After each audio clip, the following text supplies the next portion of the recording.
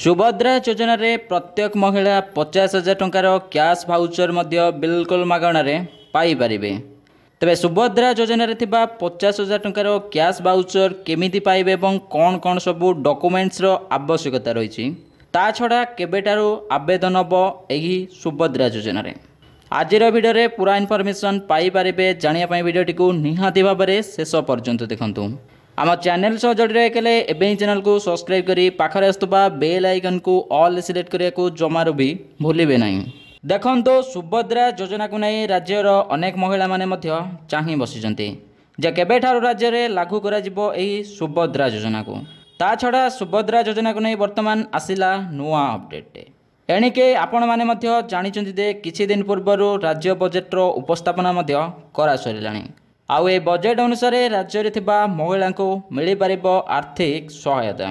ता छड़ा मोहन सरकार यह मध्य कहिसंती कि सुभद्रा योजना पाई 10,000 कोटी टंकार व्यय बराद मध्य करा जायछि, जहाँकि सुभद्रा योजना अधीन रे राज्य में थिबा महिला माने पाई परिबे 50,000 टंकार मागଣା सुविधा।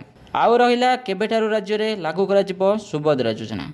देखो सूचना जोग्य जना पड़ी जे सेप्टेम्बर मास 17 तारिख एथिरे थिबा ऑनलाइन आवेदन प्रक्रिया आरंभ करा जिवो, जहाँकि आपण माने मध्य बेस भल भाव जानिछंती।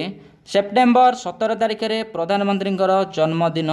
एही जन्मदिन अवसर में मान्यवर प्रधानमंत्री ओडिशा आसी सुभद्रा योजनार शुभारंभ करिवे बोली सूचना जोगे जना पड़ी। आउ एही दिन ठारू सुभद्रा योजना रे ऑनलाइन आवेदन करा जिवो। आउ यार आवेदन प्रोसेसटी कौन एवं केमिति रही देखो। वर्तमान सुभद्रा योजनार कौन भी वेबसाइट ए पर्यंत अवेलेबल होना। जितेबाला वेबसाइट आसीज यही योजना रे लागू करते आपण मानक इनफॉरमेशन प्रोवाइड निहाती भाव करा ता छड़ा सबुठारु बड़ कथा है कि एथिरे कौन कौन सबू डॉक्यूमेंट्स रो आवश्यकता रही।